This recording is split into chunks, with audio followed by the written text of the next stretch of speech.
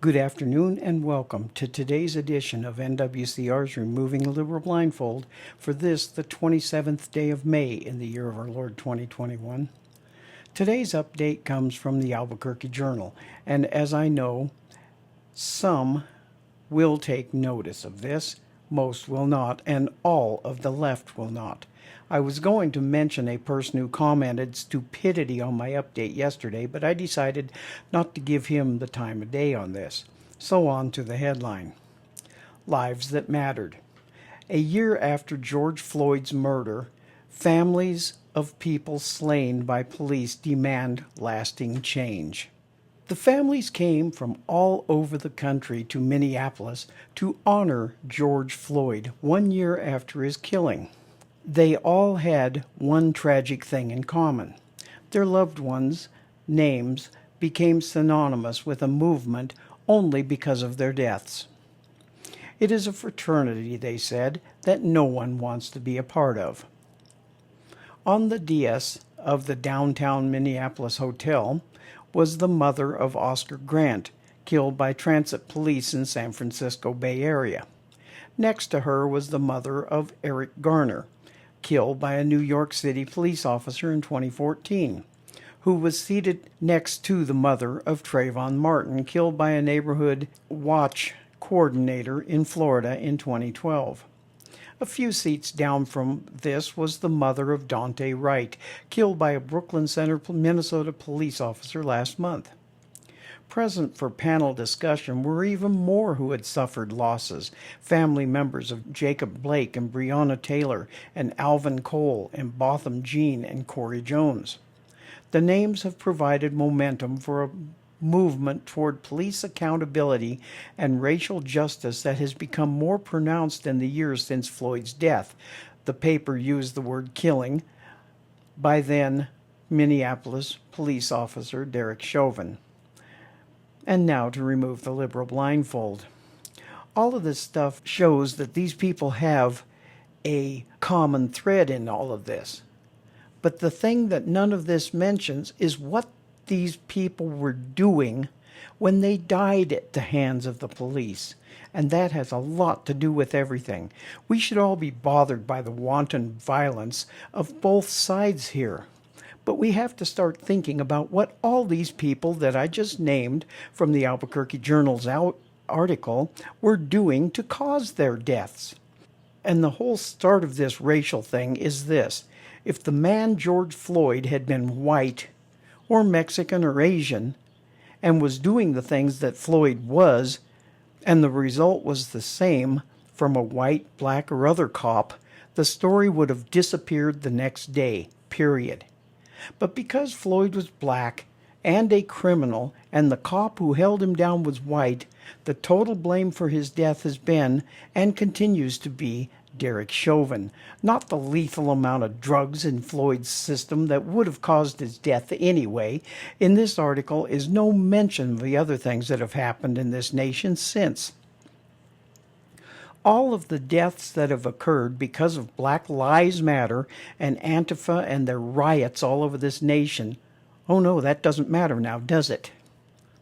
If we were looking at this through the lens of God, the lives that matter here would not just be George Floyd and the people that have been killed while committing crimes, but all the people who died this last year from the mayhem that resulted from the Black Lives Matter riots and the Antifa riots.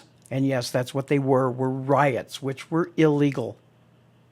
But the truth of the matter comes in the fact that if George Floyd had been white and the officer stopping him and being on his neck when he died had been black, white, or any other color, this story would have disappeared the next day, never to cause the riots or the mayhem that has been a plague in this nation since.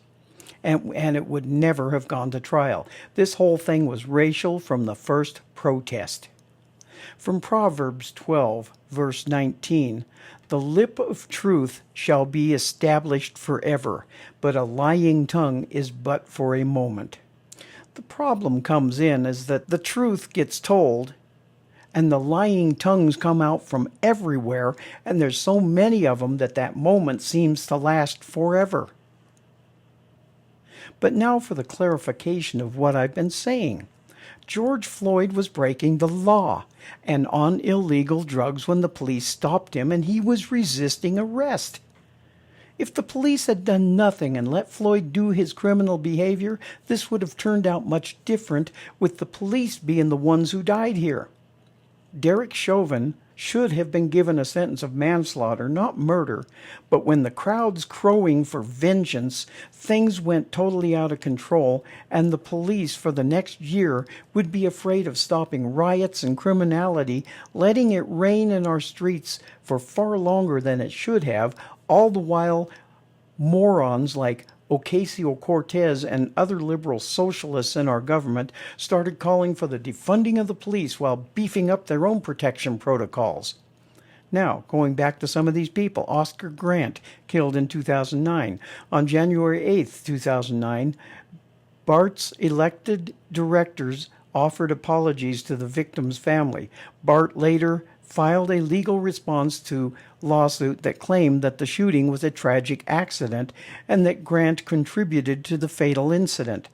BART said the officers were just defending themselves and that Oscar Grant willingly, wrongfully, and unlawfully made an assault upon defendants and would have beaten, bruised, and ill-treated them if the defendants had not immediately defended themselves. Right there, if Oscar Grant hadn't done that, he'd be alive today. My father always told me, do not oppose a cop, because if you do, it's your fault for what happens to you. That's so true. But with the woke culture of today, it doesn't matter.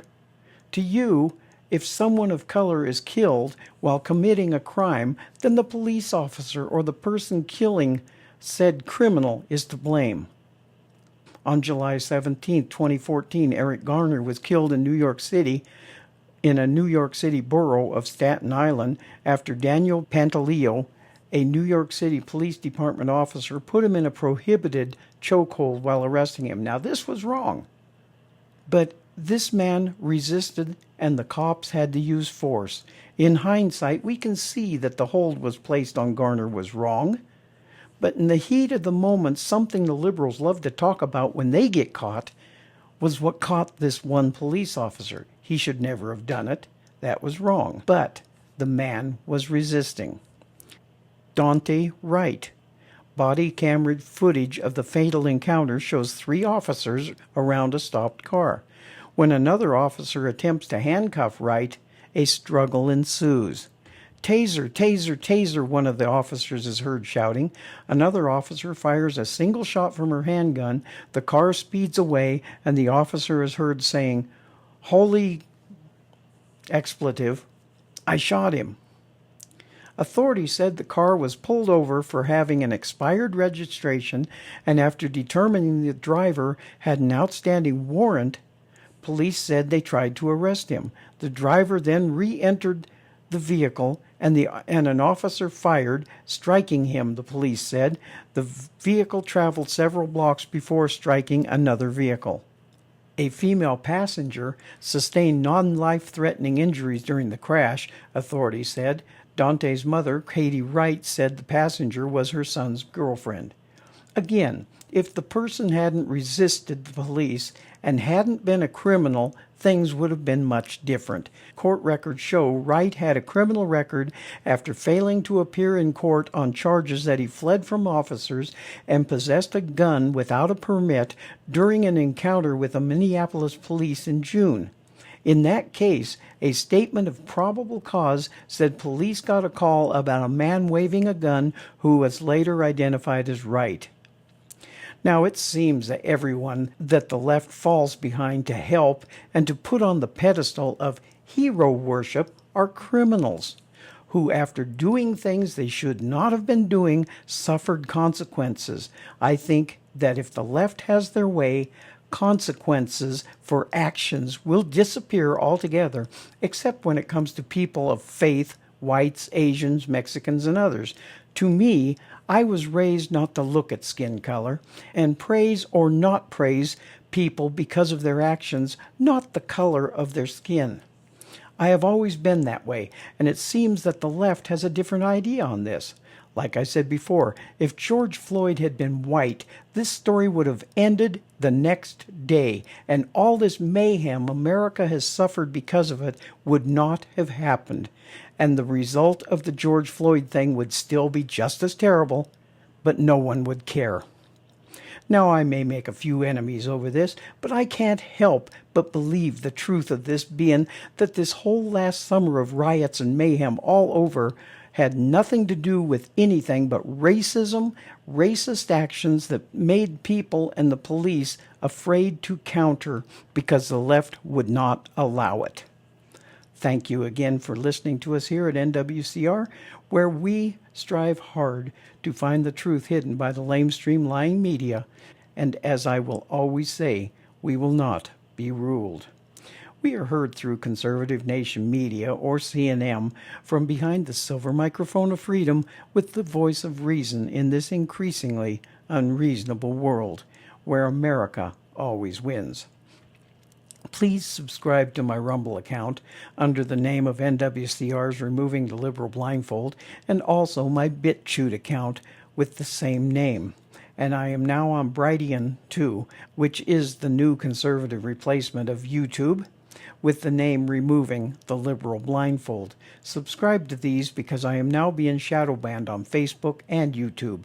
See you all tomorrow on my show. God bless you all, and have a great weekend.